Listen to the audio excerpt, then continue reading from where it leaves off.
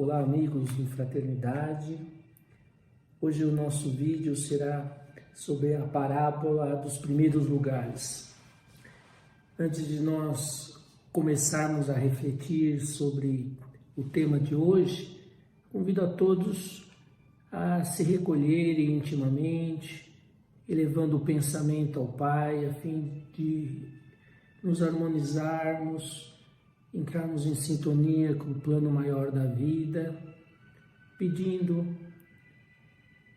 que o nosso entendimento se amplie, que nossa capacidade de compreensão se dilate, para aproveitarmos esses instantes, para nos fortalecermos com as lições do Evangelho, a fim de nos posicionarmos diante da vida com mais esperança, com mais otimismo, com a certeza que estamos sempre amparados. Que assim seja. Bom, meus amigos, essa parábola dos primeiros lugares está relatada pelo evangelista Lucas, no capítulo 14, nos versículos de 7 a 14. Foi o único evangelista que retratou essa passagem. Nela, Jesus vai nos contar a história de um casamento em que as pessoas vão procurar se acomodar nos melhores lugares, como nós fazemos hoje em dia mesmo, não é? Quando depois da cerimônia de casamento, nós vamos lá para a festa, cada um rapidinho para pegar os melhores lugares, as melhores posições. E Jesus vai começar como que dando uma aula de boas maneiras para a gente. Mas na realidade vai trazer um significado muito mais profundo para a nossa vida, para a nossa experiência. Como sempre, com a parábola, ele nos faz refletir e nos incentiva a analisar esse simbolismo da história, a fim de que nós possamos nos identificar e tirar os resultados morais da história, que nos ajudam então a buscarmos a nossa própria melhoria, a nossa transformação. O evangelista nos conta então que Jesus, observando como escolhiam os primeiros reclinatórios, contava para os convidados uma parábola, dizendo-lhes: quando fores convidados por alguém para as bodas, para um casamento, não te reclines no primeiro reclinatório, para não suceder que, tendo sido convidado por ele uma pessoa mais estimada que tu, vindo aquele que convidou a ti e a ele te diga: dá o lugar para este, e então com vergonha voltes a ocupar o último lugar. Mas quando fores convidado, vai e reclina-te no último lugar, para que quando vier aquele que te convidou, te diga: amigo, sobe mais para cima. Então será uma glória para ti diante de todos os comensais, porque todo aquele que exalta a si mesmo será diminuído, e aquele que diminui a si mesmo será exaltado. Muito bem, essa história, ela se desenrola em que contexto, né? Qual a situação que levou Jesus a contar então essa parábola? Jesus havia sido,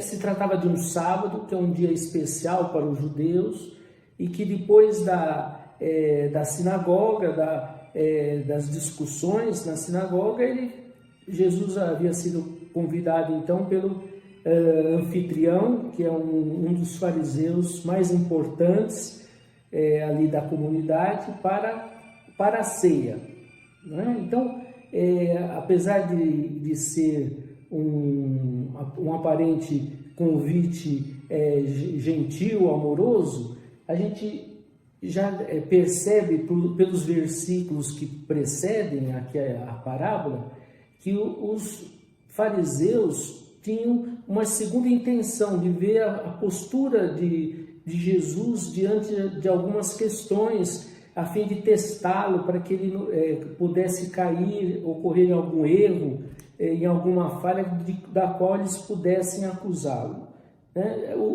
Os fariseus eram conhecidos e várias vezes foram chamados de hipócritas pelo próprio Jesus, dado a rigidez deles no cumprimento das leis mosaicas e por não viverem aquilo que eles pregavam, né? Eram conhecidos pela sua opulência, da sua roupagem, da sua pompa e circunstância, mas que eles na realidade não viviam aquilo que pregavam. E então essa festa que Jesus é convidado já havia precedido também discussões a respeito de que se era lícito ou não curar no sábado, porque Jesus havia curado um doente, não é? E teve todo aquele processo de discussão de que se podia não realizar curas aos sábados, porque o sábado era consagrado ao recolhimento e eles não faziam nada, né, no sábado, né, de acordo com as leis mosaicas. Então, esse já é um contexto, o clima em que Jesus então levado então para essa ceia, e lá onde ocorre no ambiente da ceia existe uma organização, né? Eles costumavam comer reclinados, né? Semi-deitados assim num divã, em frente a uma mesa retangular baixa, em que sempre a pessoa mais importante era posicionada no centro da mesa, e o seu lado esquerdo a segunda pessoa mais importante, do lado direito a terceira pessoa mais importante, e assim ao longo do seu lado direito e esquerdo as pessoas gradativamente de menos importância iam se acomodando, não é? De forma que se você entrasse no salão você já tinha uma visão assim panorâmica da hierarquia social, né, do grau de importância das pessoas que estavam ali na ceia, né? E essa parábola fica evidente que Jesus vem nos trazer um convite, não é? À humildade, né? Ressaltando essa como uma virtude essencial para a nossa felicidade, para a nossa perfeição. E ele observando que as pessoas como que fossem se apropriando dos lugares, né, das pessoas que talvez mais importantes, que teriam uma consideração maior pelo anfitrião, ele conta então esta parábola. Jesus já havia feito outras vezes, né, referência à humildade no seu evangelho, como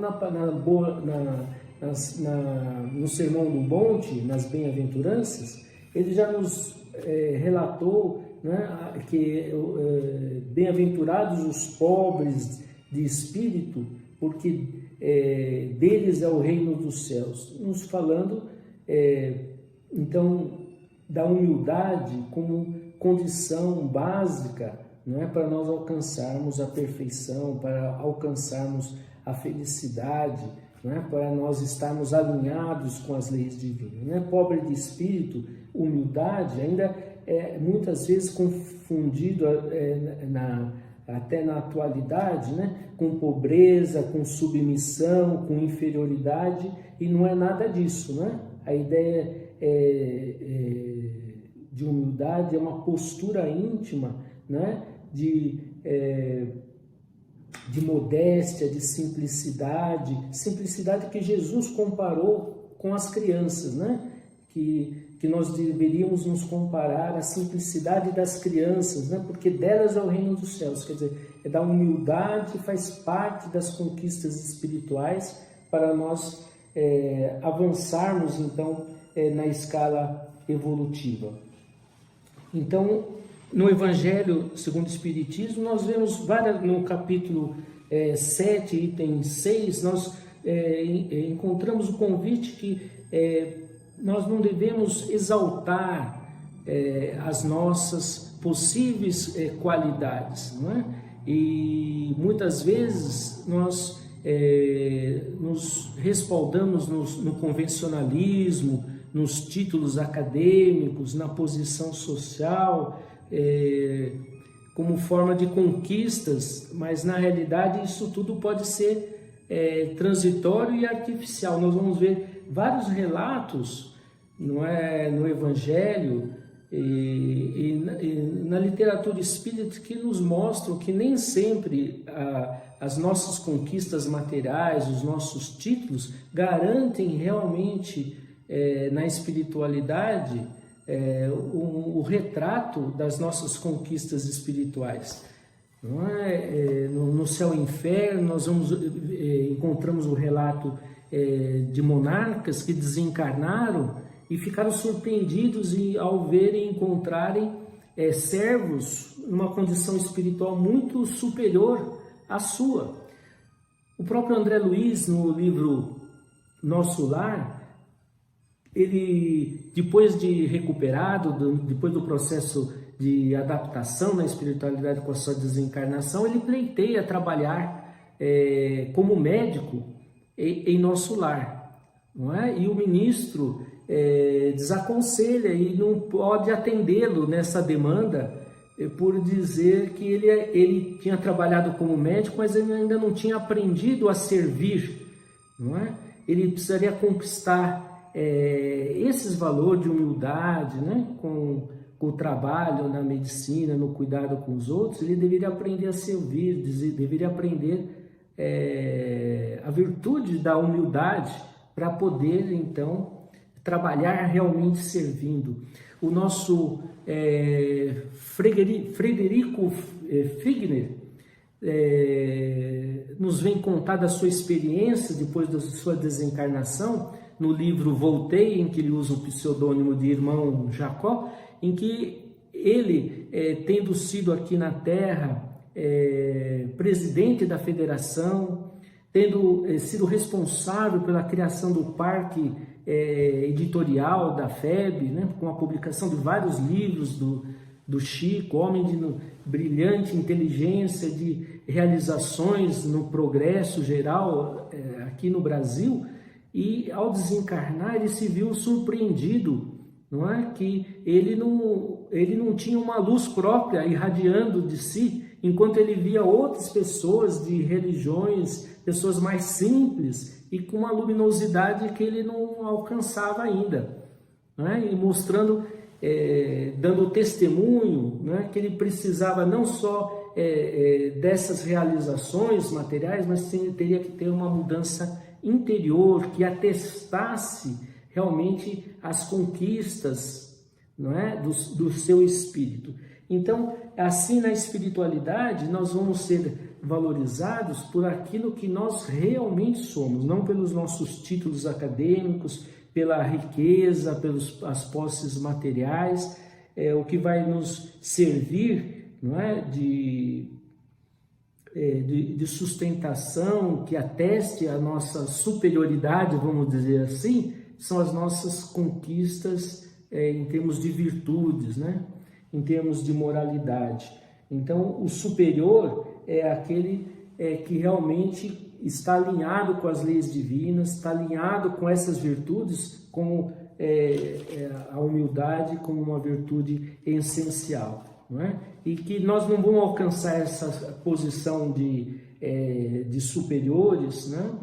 Nesse banquete em que todos nós somos convidados, porque o banquete simboliza a união da criatura com o Criador, simboliza a nossa identificação com as leis divinas, simboliza a conquista da felicidade, da perfeição. E nós só vamos conquistar essa posição de destaque real, verdadeira, não artificial, não é? Através das experiências, das provas que nós encontramos no dia a dia e conquistamos com muito suor, não é? Essa capacidade, então, de ser humilde, né? Ser humilde no sentido de simplicidade, de generosidade, que nos ateste, então, essa virtude, né? Como outras qualidades correlatas, né? Como a prudência, a distinção, a gentileza, a modéstia, né? ser a pessoa sóbria. Então, são qualidades então da pessoa que conquistou a virtude da humildade. Não é? Jesus dá também as orientações ao anfitrião, né? Na sequência dos versículos 12 e 13, ele dá a orientação também de boas maneiras, como ele deu para os convidados, e procurando logo o primeiro lugar, porque você pode não ter realmente ser digno daquela posição. Ele também dá o conselho para o anfitrião, dizendo que quando, no versículo 12 e 13, quando você der uma festa,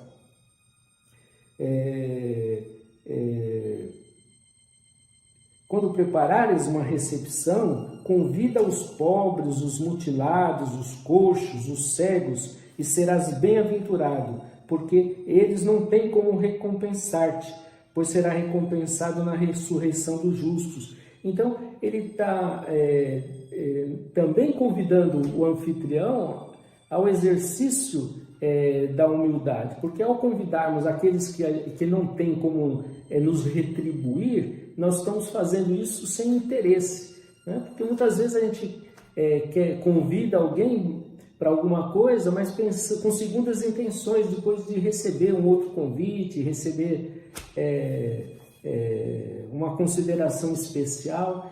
Então, ao convidarmos quem não tem as condições de retribuir, nós estamos exercitando também a nossa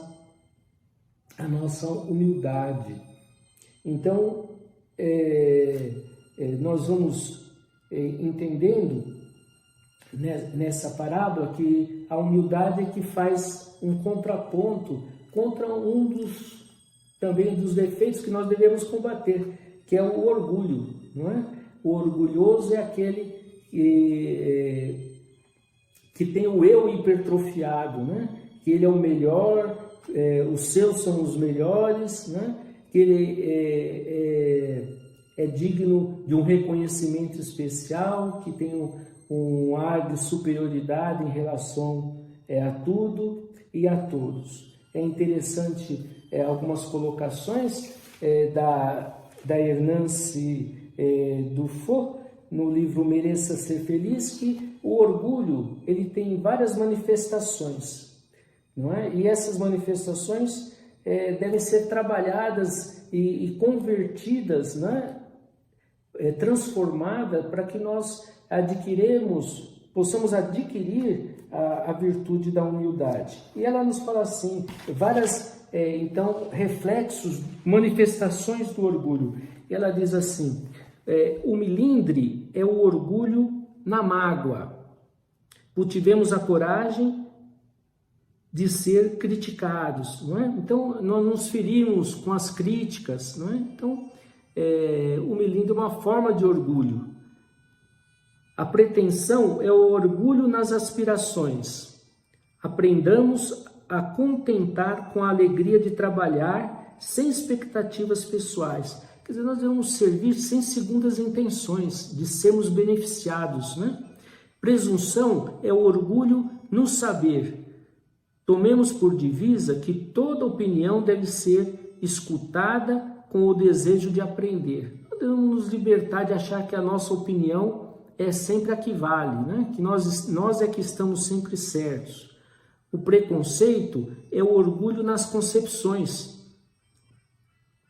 Habituemos a manter análises imparciais e inflexíveis, não é? Então, nós temos o orgulho, não é? E de pré-conceber as coisas, né?